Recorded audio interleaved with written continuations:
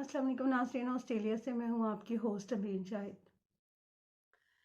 एक गरीब ख़ानदान के लड़के ने अपने बाप से कहा, मेरे लिए बाबा बाईसाइकिल ख़रीद दे।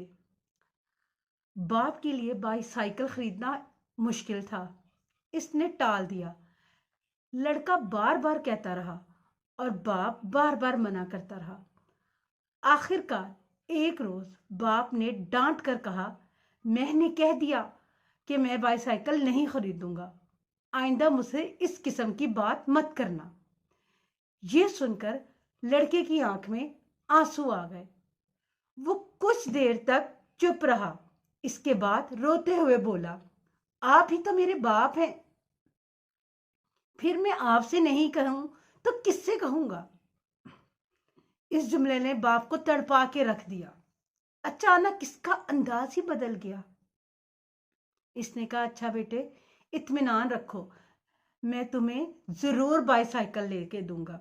ये कहते हुए बाप की आंखों में आंसू आ गए। कुछ दिनों बाद इसने पैसे पूरे करके बेटे के लिए नई बाईसाइकिल खरीद दी।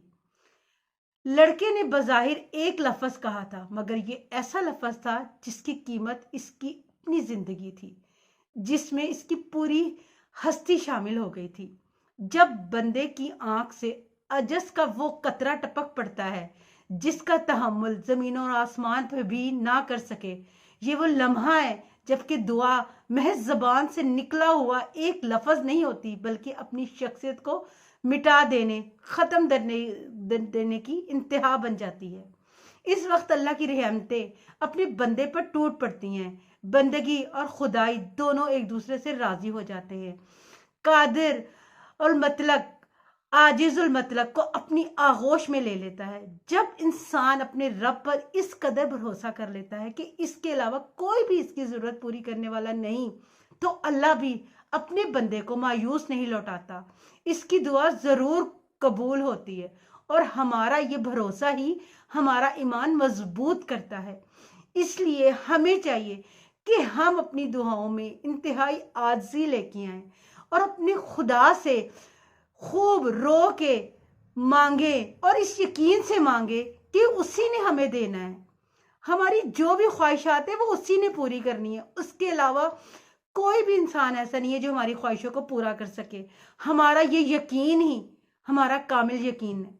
और जब हम कोई भी चीज़ को कामिल यकीन के साथ मांगेंगे, इंशाअल्लाह ताला अल्लाह वो हमारी हर चीज़ को पूरा करेगा। अपने यकीन को, अपने भरोसे को कभी ना तोड़े। यही हमारे हक में बेहतर है और ये हमें दीन में भी आसानी करेगा और आखिरत में भी हमारे लिए इसके लिए अजर ही अजर मिलेगा। इसके साथ ही मुझे इजाज़त दीजिएगा। अल्लाह हाफिज़।